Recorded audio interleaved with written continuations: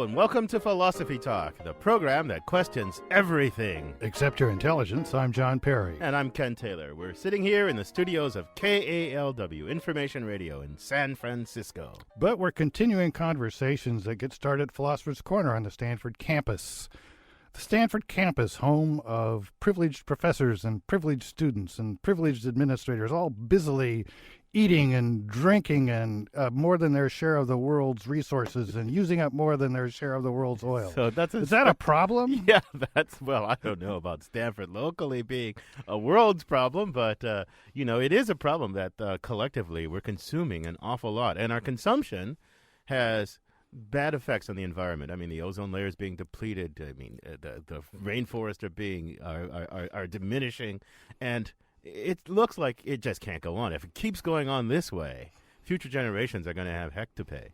Well, one thing about global warming is that it rivets everybody's attention, and it's somewhat controversial, but there's so much going on that doesn't seem very controversial, like the ozone layer, people in Australia having to wear shirts when they go outside and so forth. Things have changed because of what the first world has done to the environment. Well, the first world's done a lot of it, we gotta, if we want to have a sustainable way of life, a global way of life that's sustainable, something's got to give. And you're suggesting, I think, that something has to give in the first world, so we should give up our high standard of living so that the third world can catch up? I don't know. I see kind of a real dilemma there, Ken. I think the third world, if it goes through the same form of development that the first world did, denude the forest, kill the animals, it'll be awful. But on the other hand, it doesn't seem very fair to say that, all of a sudden, all corporations have to pay their share of the environmental damage they do, and economic growth will be saddled with all these things. That doesn't seem very fair. So I've got a problem there. We're going to make them live by standards that we never lived by to get here. Of course, I guess we would live by those same standards going forward or something. So, I mean, we would pay some of the freight. But they'd probably never catch up, is what you're suggesting. Well, they might. Do they deserve to catch up? I mean, know. We're running the race. Why do they deserve to catch up? Are we supposed to slow down and let them catch up? You don't think all those people in China deserve 30 or 40 years in which they kind of guiltless drive polluted vehicles all over the place? I don't know. Yeah, it doesn't seem to me that they deserve it. Maybe they're demanding it, and maybe given their demand, and and China's not like a little weak, powerless country. China is a big, powerful force in the world, and it's going to get even more powerful. So suppose we say to China, no, now you can't do it the way we did. You can't have years of running kind of cheaply built, inexpensively engineered vehicles that pollute a lot. You have to immediately step into these computer-based things that we drive now that an ordinary person like myself can't hope to repair. Is that what we have to say? Is that fair? Well, I don't know. And I wonder what the Chinese have to say about that. Roving philosophical reporter Amy Standen, we asked her to investigate the problem of China, the world's most populous nation. She files this report. China is the world's fastest growing auto market. Car sales for 2003 were 80% higher than they were in 2002. That's great if you're Chinese and late for work, but from an environmental standpoint, it spells trouble. I think China is facing an environmental crisis on many fronts. Jennifer Turner is the coordinator of the China Environment Forum for the Woodrow Wilson Center in Washington, D.C. She's watched Chinese oil consumption grow dramatically over the last 2 decades. For auto oil consumption, they consume approximately 1.6 million barrels a day. Now, that's not much compared to a lot of developing countries, but if they follow a scenario of going the SUV route, not improving their fuel economy, driving the way we drive, many, many miles a day, they're going to get up to, in 2020, up to 24.8 million barrels of oil a day. And that's just for cars. That's an enormous amount of oil. We Americans drive more than anyone else in the world. Our cars burn 9 million barrels of oil a day, less than half of what China may soon need. And cars are only part of China's economic explosion. With prosperity comes bigger homes, air conditioning, disposable cameras, plasma TVs. You have to keep in mind that there was a lot of pent-up consumerism in China. Now, as China's opened up, it's just amazing how much these people love to shop. You can see the impacts of China's development by looking in your own closets, looking in your own kitchen drawers, how many things say made in China on it. Their economy is booming because we're also buying the stuff that they're producing. Our companies are going over there, creating joint ventures. The Chinese are building up their own companies. Economically, it's an explosion. The question isn't only whether the Earth can support 1.3 billion American-style consumers in China, but whether the United States will let that happen. Recently, a watchdog committee in Washington released a report saying that Chinese efforts to increase oil supply were dangerous to U.S. interests. And I was really struck by that because in all reality, the Chinese international energy policy and their international energy investments looks a lot like what the United States does, trying to get enough oil resources both within our own country and the Middle East. And I just thought it was just very ironic that we're criticizing the Chinese for pursuing a pretty much similar international energy strategy that we are. Americans can and do encourage China and the rest of the developing world to consume sustainably, to act more environmentally than we do. But at a certain point, something's got to give. Mother Earth can't support the way we're living our lives right now, and we are raised to be massive consumers, and this has to stop. There are simply not enough resources to go around, so who makes the sacrifice, them or us? This is Amy Standen for Philosophy Talk.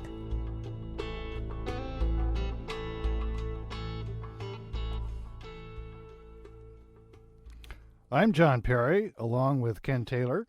You're listening to Philosophy Talk. Discussion today takes us around the world, global justice and the environment. And joining us today in the studios of KLW is Professor Larry Goulder. He's a professor of economics at Stanford. He's actually the Shuzo Nishihara Professor in Environmental and Resource Economics. Well done, Ken. Well done. Yeah. He consults frequently with government and economic and environmental organizations about global environmental impact things. And he's recently written an article deeply relevant to what we're talking about called Are We Consuming Too Much? Larry, welcome to Philosophy Talk.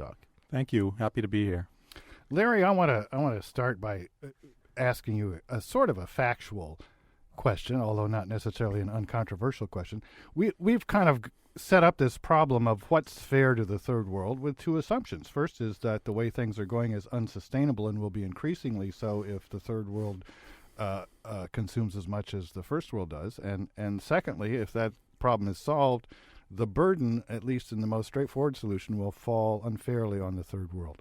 Are those assumptions true, partly true, or totally wrong?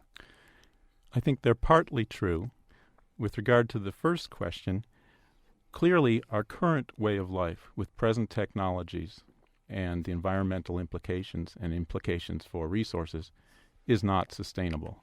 Indeed, it's not only unsustainable for the developing world, for the poorer countries of the world, but it also is something which isn't sustainable for the richer countries of the world or the North. So we not only shouldn't be asking the developing countries to emulate our way of life in that respect, because it's impossible, but we ourselves cannot do so. There have been a number of studies which look at the future based on current technologies and indicate that there are very serious consequences for the longer term, both in terms of resource depletion, the depletion of exhaustible resources, as well as environmental effects. However, the way that your question the answer may be that it's only partly true is that we can ask developing countries to try to emulate our quality of life or our standard of living. I'm making a distinction between our particular way of consuming today and overall well-being or quality of life. That is, we can ask, how can we provide energy services, home heating, cooking, energy for cooking, as well as transportation services in a way that doesn't end up relying so much on scarce, exhaustible resources and doesn't do so much damage to the environment. And the question is, how can that be done? And the key to that is new technologies, technological change, and the transition to renewable resources from conventional resources. That sounds wonderful, and it sounds like we could maybe have our cake and eat it too if we make these transitions to new technologies and all that. But and I take it some of these new technologies are probably on the horizon, but they're not in full-scale use anywhere around the world. And are we to say to the developing world, okay, look, we've all got this problem, and we've all got to move to new technologies and more sustainable way of life, but and when we get to these more sustainable technologies, you can come along for the ride. You can catch up. But until then, we're just going to increase our lead over you. Because so we say to China, oh, hey, you can be just like us. Once we get on the hydrogen economy, you can be on the hydrogen economy too. Just don't use up too much oil in the meantime, or you'll really make us Yeah. angry. Yeah. So I think that's a great question, and I think history matters. The fact that the now industrialized world, or the more industrialized world, has over the past several decades contributed significantly, the lion's share, to resource depletion and to environmental degradation. I think that obliges the North to be the first mover and to take the largest steps in this direction. Over the longer term, I think that there is a case to be made for the developing countries to follow suit. And in the meantime, we can help the developing countries in the form of technology transfers and providing intellectual expertise so that their transition, even if it is somewhat slower than ours, that is the North's, can be made somewhat more quickly. So now let me think of from the other side, though. Now you're saying we in the North, right, who got there first, how did we get there? Through exploration, investment, investing in our educational system. We did all these things. Now, of course, we did them in a way that had consequences, externalities, you economists like to say, that maybe we weren't so aware of there when we started, when we started doing the petrochemical industry and all that sort of stuff. But, through investment and technology and education and all that we got there. Now you're saying, well, okay, guys, you have to pay the cost of your having gotten there. You have to give up some things to let these guys get. Why am I obligated? I mean, if I don't want people to hate me, but if I'm the guy sitting in the first world who invested and saved and all that stuff, and I got the benefit of that, and now you're saying, well, they didn't do all those things. Now, if I had imposed those backward economic systems on them, that would have been one thing. But, it was Stalin. It was Mao. It wasn't me that imposed this backward system on them. So why do I have to pay the cost? Wait a minute, Ken. I mean, Stalin and Mao, those are, if you're talking about really undeveloped places, in the first place, I don't know why you say the economy was backward. Hunter-gatherers did just fine. A lot of economies were doing just fine. It's like deaf people like to say they're not really disabled. Pol Pot. It's the problem.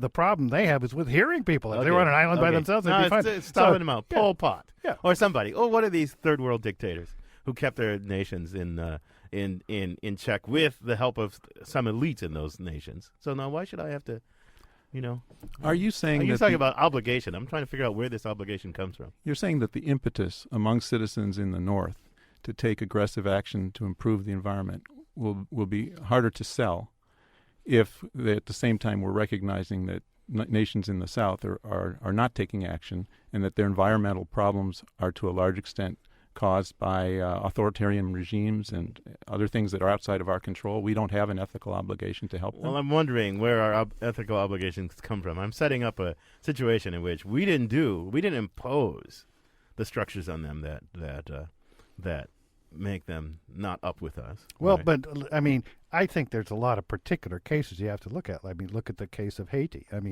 There people have been drowning because they've denuded the forests and there's nothing to stop the floods. Is that our fault? Well, historically, if you look at the details, we really played a significant role in that. I think it's clear we have a moral obligation to help reforest and put that economy on a better thing.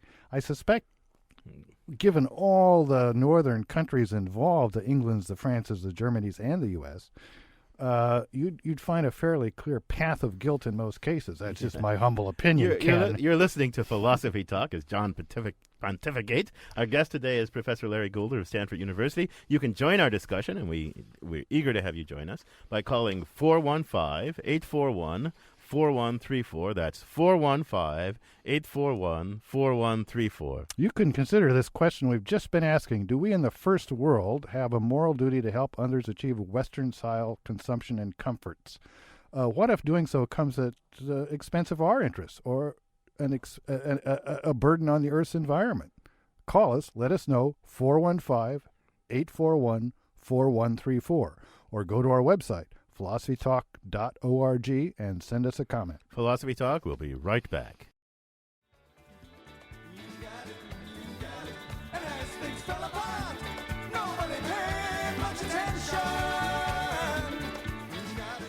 The Talking Heads with Nothing But Flowers. I'm John Perry.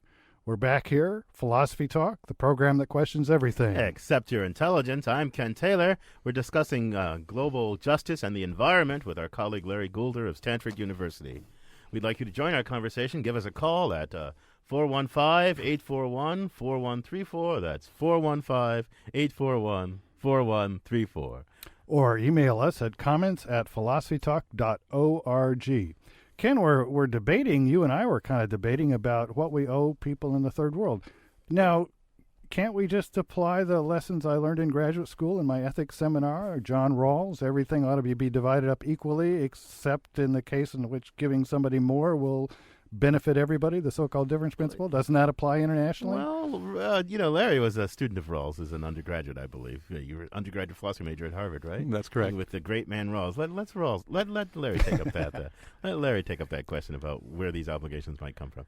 Well, first of all, let me back up a second, because I think, Ken, you raised two questions. One is, should we be developing new technologies here? And second, should we be transferring those technologies or providing financial assistance to developing countries to push them along?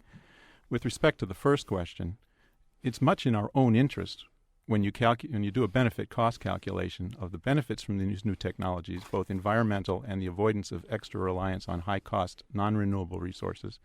This is in our own interest. So the real difficult issue is the question you focused on, namely, do we have an obligation to not only develop these technologies, but in some sense provide them to other countries, or to provide financial assistance so that the other countries can develop them on their own?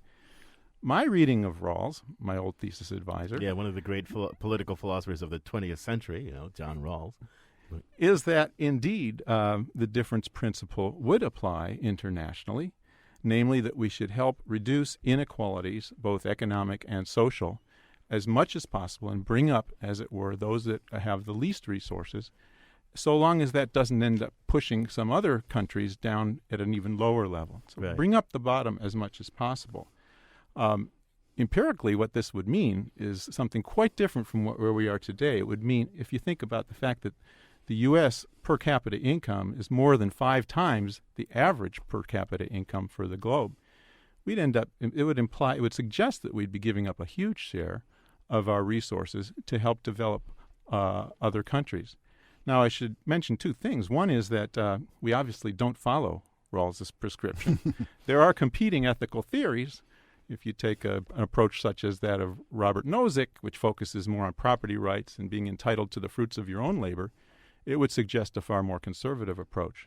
I'm not taking a stand on either, except to say that they're competing approaches. The other thing I was saying is that this is not, strictly speaking, an environmental question. This is a more general question of the distribution of wealth.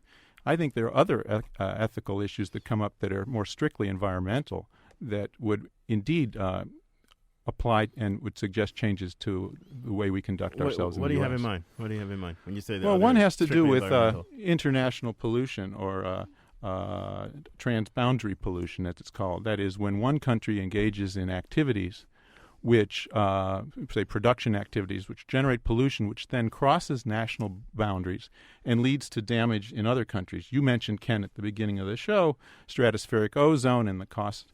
So that, for example, when chlorofluorocarbons are used in the industrialized world, they end up being ozone-depleting, stratospheric ozone-depleting chemicals, and lead to a thinning of the ozone layer, and it leads to multiple problems, including increased skin cancers. Or in Peru, there's evidence of blind cows as a result of increased ozone. Another important example is the combustion of carbon-based fossil fuels, which the scientific evidence suggests that it would lead to significant changes in the world's climate, and to the extent that that leads to increased sea level, that could create enormous problems for low-lying countries like Bangladesh. I think that here that we do have an ethical obligation to deal with transboundary pollution if we're the exporter of pollution causing damage to other countries. You're listening to Philosophy Talk. I'm John Perry. I'm here with Ken Taylor and Larry Goulder. We're talking about global justice and the environment. Larry, if I understand you right, and if I just kind of, we've considered these colossi of ethics. John Rawls, professor at Harvard, whose theory of justice was a landmark in the 20th century, and then Robert Nozick, Anarchy, State, and Utopia, who had a different view. But if we can just kind of abstract from the philosophical theories for a moment and say, well, what seems just kind of fair? That sounds like to me like it ought to be a two-step process. We ought to figure out what would be sustainable if everybody were to do it? What level of life, what kind of technology, what kind of cars, what kind of ski lifts, so that everybody over the whole world could have the same kind of stuff, or at least the same level of stuff. And then we ought to develop the technology to do it that way, and we ought to do it that way ourselves and help everybody else do it. So that would probably mean things wouldn't be as much fun in the U.S., because maybe hybrid ski-doos or that sort of thing aren't as much fun as the ones we have now, and it would probably mean that the third world would have to forego some of the fun that we've had in ignoring these things. But that would seem like a fair way to do it. Is that kind of your view? Well, that sounds like a very reasonable question. I think it's impossible to determine in advance or to foresee in advance what particular products or processes are going to be those that are best for society over the long term. I think there's a different approach that one can take, perhaps from what you were suggesting, John, and that is this. If we look at our current technologies or our current products, such as SUVs, and we factor in the social costs, what we call externalities associated with their use, and we recognize that once you take those costs into account and add those to the ordinary production costs, that the SUVs, for example, are being priced below their full cost to society, what we can do is try to introduce policies that would make the consumer have to bear the full burden to society. Sounds like taxes. Well, it doesn't necessarily have to be taxes. You're talking about a 50 cent per gallon gasoline tax, so we got to... Wouldn't have to be. We're going to flip-flop on that? Other forms of regulations would do it. Yeah. CAFE standards, where you have, that is, fuel economy standards, where the SUVs have to meet similar standards as smaller passenger cars. But let me. What these things do is they promote the kind of world I think that you're looking for. That is, if consumers have to face the full cost, whether through ordinary regulation or through taxes, that will give producers the incentives to try to develop more benign products, more benign processes, and will move toward a sustainable world. The move towards sustainability, I think, is very much inhibited by the fact that environmentally damaging production methods and activities often are priced below the full cost to society, or there's not a regulation that prevents people from using those products even when they're producing a cost greater than the value added to society. I get your point, and I think it's a well-taken point. My and economist I believe pedigree it. is obviously coming through. Well, that's good. That's why we want you here. We want somebody who actually knows something about the real world, since it's a real-world problem. But look... as close to the real world as economists coming in. Yeah, right. But let me say, but again, I don't want to be pernicious. Sure. But you talked about the cost to society. Right. Now, when I think of society, I think of lots of different things. One thing I think of is a body politic that has a shared means of governance, and that can use that shared means of governance mutually endorsed to spread burdens in some equal way. But but if we think specifically internationally, there isn't anything. There isn't a body politic. Right, I don't know exactly what states exist in with relative. I don't exactly know what to call the situation of states not governed by any shared. And then you look around the world, half the governments in the world we despise. We would replace tomorrow. Right, some of the governments around the world, or November 2nd, depending. Yeah, right. Some of the governments around the world, are deeply illiberal. I mean, they're not in the sense of liberal conservative in our body, but they're not. They don't respect individual sovereignty. They don't. They've made these very unwise decisions. They haven't invested. They haven't invested in the education of their people. Their institutions are debased. What do we do? I mean, that's the global situation. Maybe one of our callers has. That's the global situation. I mean, what principles of justice apply there? So let's take a caller. We'll see if a caller has an answer to this question. Josh in San Francisco, you're on the line. Welcome to Philosophy Talk. Yeah, thank you. Well, in terms of this question, I think it's a very good point. I think we do need some kind of international court where pollution problems could be handled in terms of liability. But I wanted to make another point, if I may. Sure.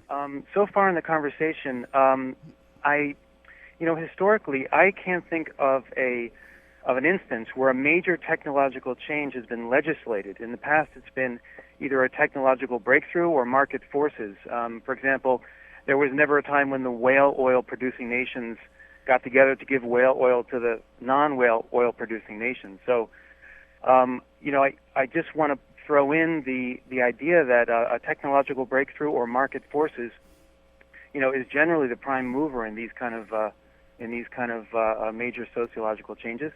Josh, that's a very interesting point. I can't resist though asking about hybrid cars. I mean, weren't they brought about by the state of California and other places having these tight smog rules and? Right. I mean, I can't claim to be an expert, but I don't see a lot of hybrid cars around. I think when the price of oil is $200 a gallon, there'll be hybrid cars everywhere. That's my point. That these forces are the market forces and technological forces are very strong, and legislative forces are not. Thanks, Josh. I think it's an excellent question, Larry. I mean, corporations, producers, they generate externalities. They try to put the externalities onto somebody else. The market doesn't usually, pay the cost of those externalities. So how's that supposed to work? Well, a couple things. First of all, I think Josh's point is right on. Governments, perhaps happily, cannot legislate particular technologies easily, at least new ones. They can't legislate new invention. But what they can do is create the conditions, the economic conditions that will stimulate new invention, innovation, and ultimately get us the goals that we want. And so in the case, I think, of the California low pollution vehicle mandate, it's been very effective because it's accelerated the rate of technological change by guaranteeing a market. You can ask the question about what we do in the absence of an international court, essentially, where we live in a world where, in contrast to the U.S., in the U.S., where we have federal legislation that imposes environmental requirements, it's the Clean Air Act, Clean Water Act, et cetera, on individual states. At the global level, we can't do that. Nations are sovereign, so we need, in effect, voluntary compliance. What do you do in a situation like that? Well, I think there's two conditions, or two scenarios we might contrast. The first case is where it would really require a sacrifice or altruism on the part of, say, the U.S. or a particular country in order to improve the environment. And that's difficult. I think there all we can do is appeal to Rawlsian-type principles and hope that individuals and the public in general will have motives beyond the national interest. But I think there's more hope than that, which is that there are a number of situations in which the national interest and the global environmental interests can be aligned. That's a kind of win-win situation where doing right by the environment or helping another country do right by the environment can be good for the other country. I'm going to give you one example of that would be in the Amazon, as everyone knows, the rapid rate of deforestation is significantly contributing to atmospheric concentrations of carbon dioxide by really removing a carbon sink from the Earth. And that produces problems that is faced by the whole world since the global climate effects are worldwide. So we would like, in some sense, Brazil, for example, to do less by way of deforestation, but is it appropriate for us to ask Brazil to do that?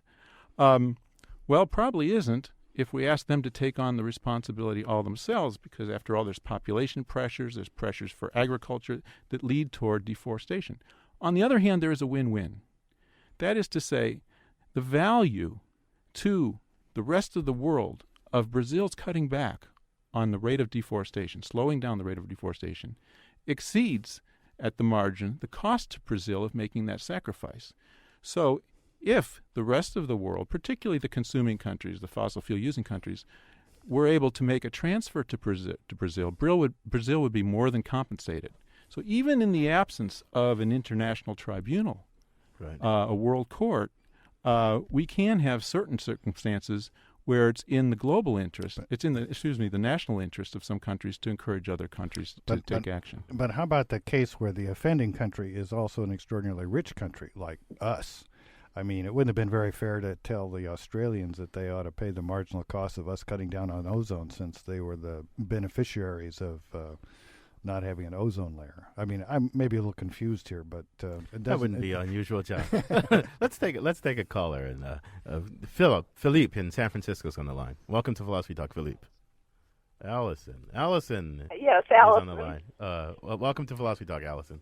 Thank you very much. I feel that we are so fortunate and blessed in this country that we have a moral obligation to cut back on our own use. I didn't drive a car for 10 years. I do drive now, unfortunately, but I think it's important that we all cut back. What kind of car do you drive, Allison? A Subaru Legacy. I don't like the gas mileage. Let me ask you a question, Allison. I think that's acceptable. Do you think are you willing to cut back even if nobody else does anything? So if the Chinese go pell-mell developing, start driving SUVs, and you say, okay, I'll cut back. Are you willing to do that even if there isn't shared activity around the globe? Absolutely. Oh, that's interesting. I think it's I expected you to say no. So, you expect me to say no? Yeah, because I know who goes first. You know, if you go first and nobody else follows. Well, good people like Allison do, Ken. I'll have to introduce you to some of them. Yeah. Okay, I'm going to let Larry wants to respond to your question. Thanks for the call, Allison. Well, on one level, it may be for some people onerous for U.S. to take action when other countries are not. But on another level, there are many unilateral policies that the U.S. could take, even if they weren't accompanied by similar policies in the rest of the world, that would be beneficial in the U.S. For example, I mentioned SUVs. The same thing would apply to reduced emissions of carbon dioxide, in that some of the benefits from that would occur in the U.S. And even though the U.S. would benefit more if this happened on a global basis, the U.S. still can benefit by taking unilateral action. So we wouldn't just be suckers if we took. No, there are lots of environmental policies that satisfy a benefit cost test, even if the scope of the benefit cost analysis is just national. Of course, that doesn't solve the political problem, because there may be very strong vested interests that can block these policies, even if they're in the overall national interest. We've got an email question or comment from Martin in Berkeley. Doesn't the third world have a huge opportunity right now?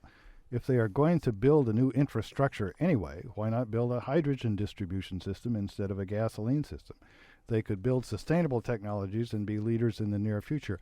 I don't, that's the end of the question. I don't know about that particular example, but I know that in the case of cell phones, Europe kind of really leapfrogged us because they didn't have a very good wire phone system, and they really have much better cell phones.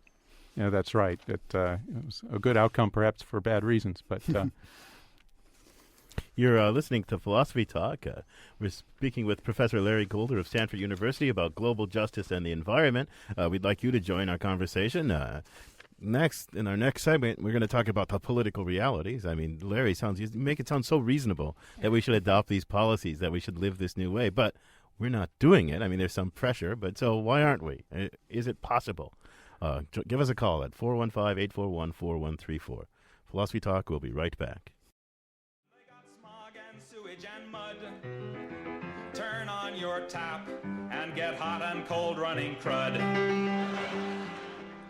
Tom Lehrer singing about pollution. I'm John Perry, and this is Philosophy Talk. And I'm Ken Taylor. Joining us is Professor Larry Goulder of Stanford University. Is it realistic to think that Americans and other developed countries may someday start consuming less or more efficiently or in this renewable way? I mean, join us. Is it politically realistic? Join us. Tell us what you think. Area code 415-841-4134. That's 415-841-4134. Or email your thoughts to comments@philosophytalk.org.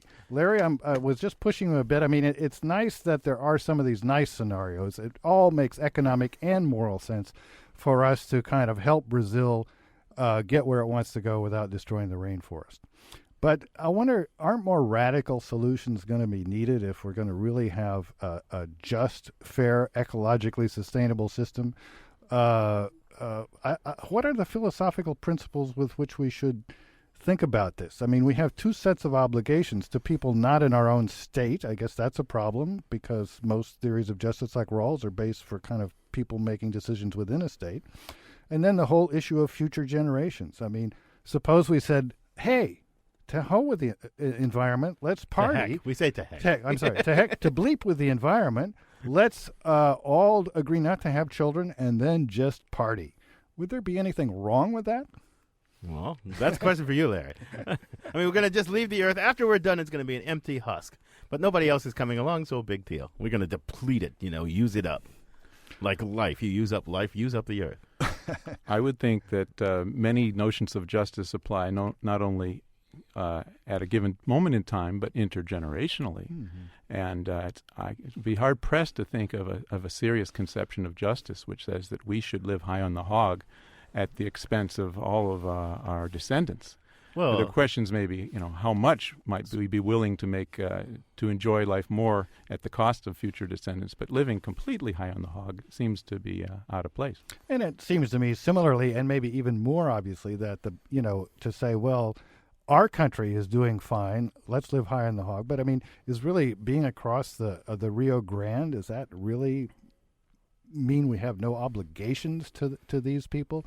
Do the people in Liechtenstein really have no obligations to the people in the rest of Europe? Certainly we need some handle on justice that allows us to make the point that seems obvious to a lot of people, that the moral thing for the U.S. to do is to really radically cut back on its consumption of scarce resources. I'm going to let Philippe's on the line. Welcome to Philosophy Talk, Philippe. What's your question or comment here? Are you there, Philippe? I think we've lost Philip. Meredith is on the line. Welcome to Philosophy Talk, Meredith. Hi. I was wondering if you guys could talk more about how which technologies go forward are influenced actually by the control that multinational corporations and powerful interests have over technology policy. For instance, Bush blocked the Kyoto Protocol because the oil and the big three were opposed to it. So just reading between the lines, you think Bush is unduly influenced by large multinational corporations? Okay. I don't think you have to read between the lines. Okay.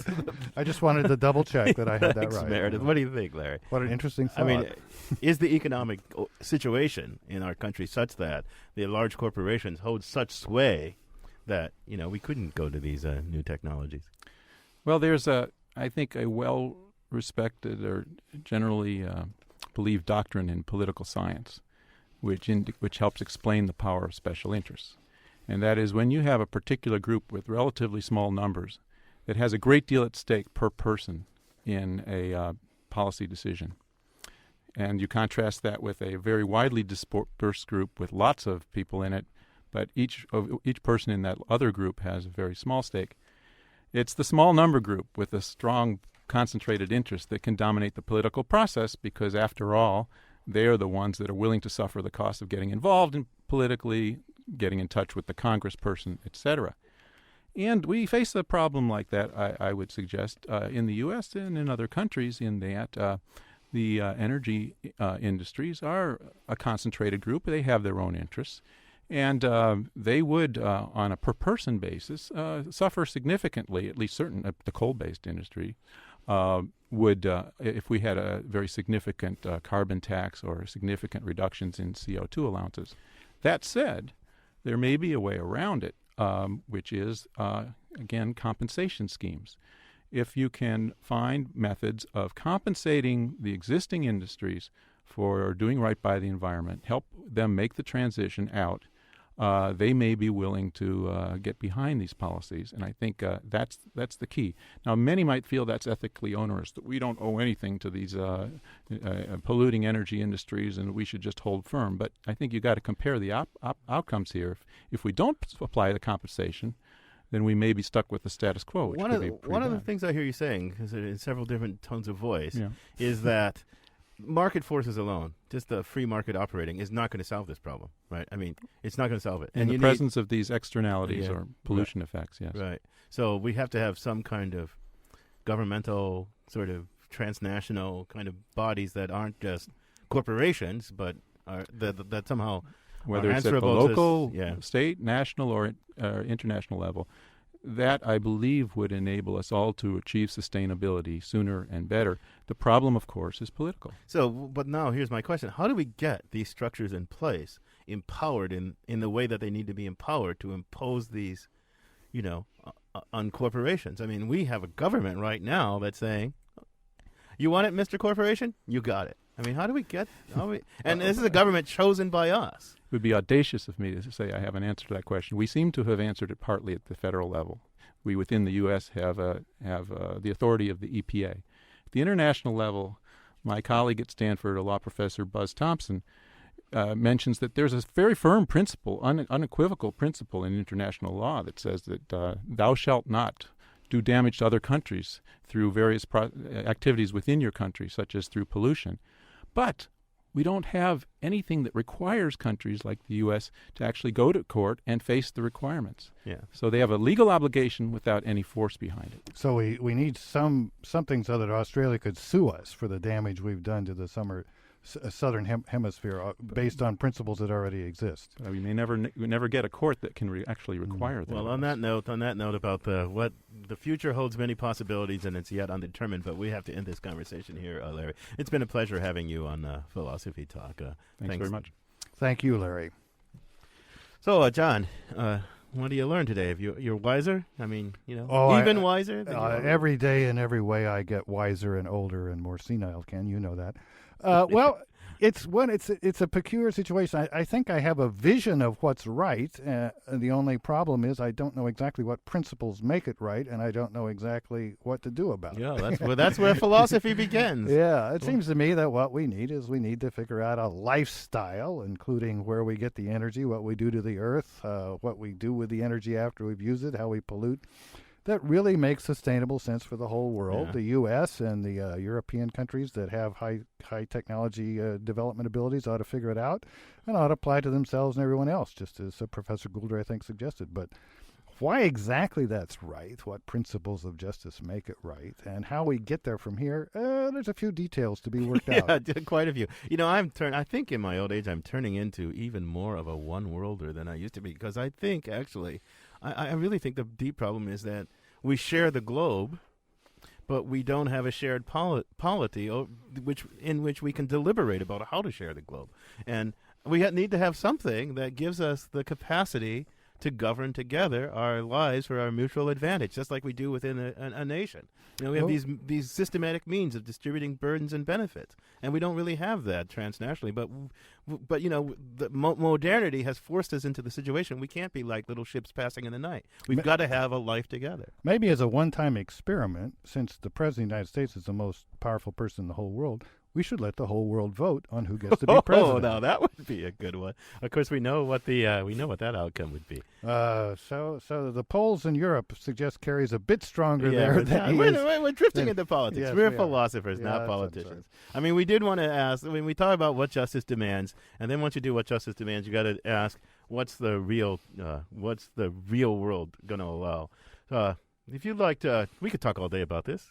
We're not done. If you want to continue, you can join our online forum at www.philosophytalk.org. That's philosophytalk.org.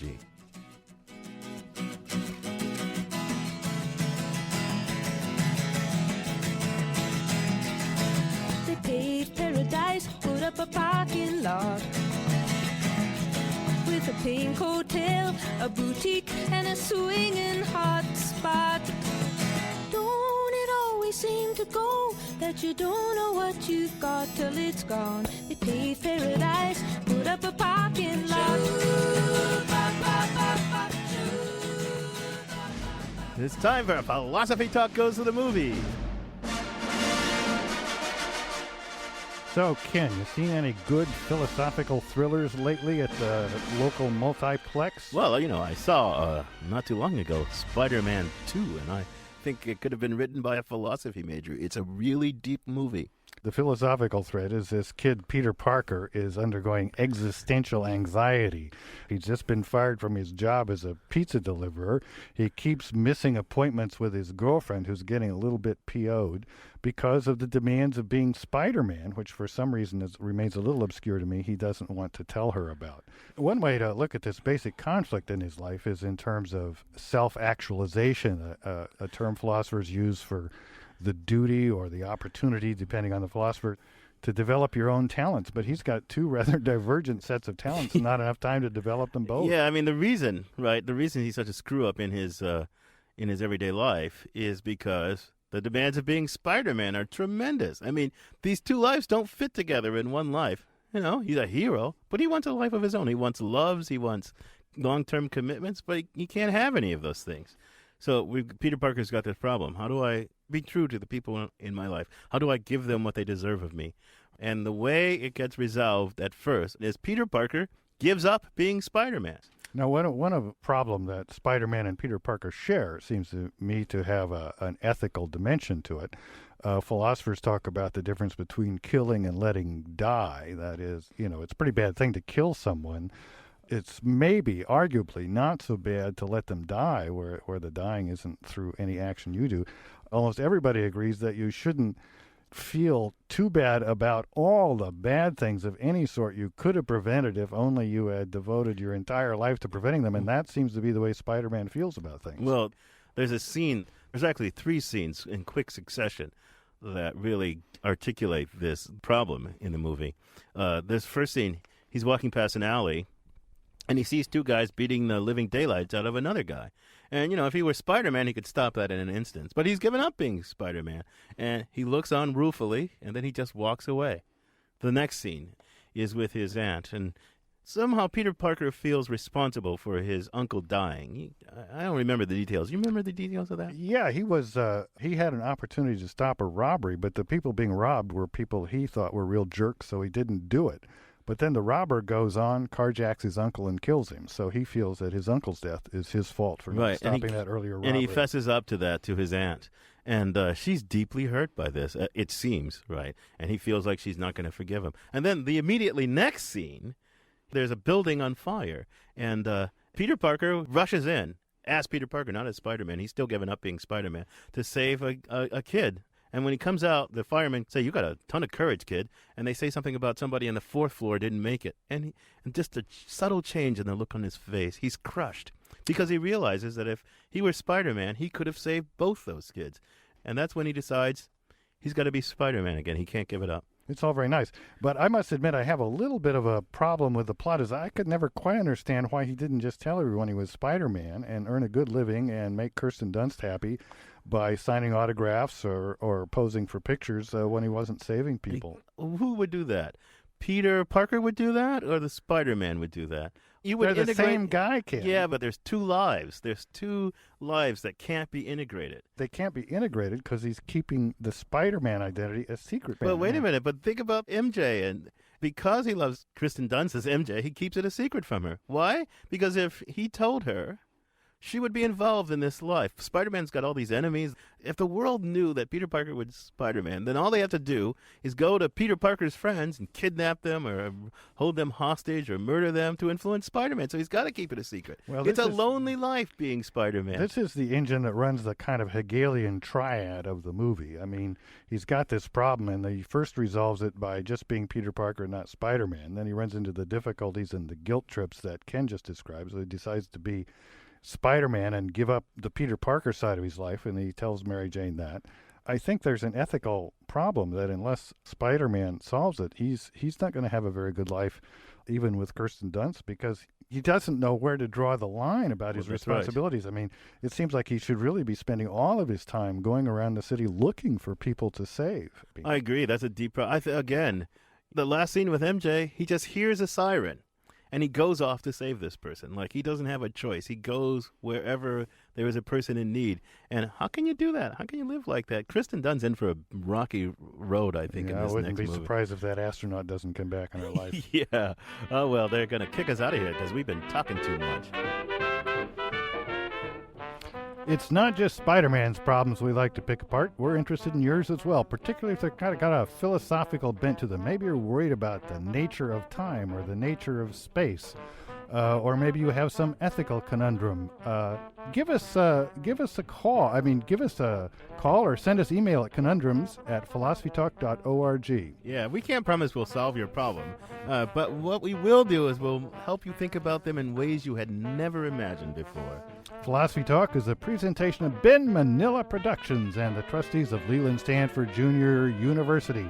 Copyright 2004. Our executive producer is Gordon Earl. Special thanks to Peter Crimmins, Nicole Sawaya, Roman Mars, and Alan Farley. Support for Philosophy Talk comes from the Hoover Institution, the Greenwald Foundation, and the Pacific Division of the American Philosophical Association. Also from various groups at Stanford University, from the Friends of Philosophy Talk, from all the members of KALW 91.7 Information Radio, San Francisco's oldest FM station, where our program originates. The views expressed on this program, though reasonable and true and deep and profound, do not necessarily represent the opinions of Stanford or of our funders. The conversation continues on our website, www.philosophytalk.org. I'm John Perry. And I'm Ken Taylor.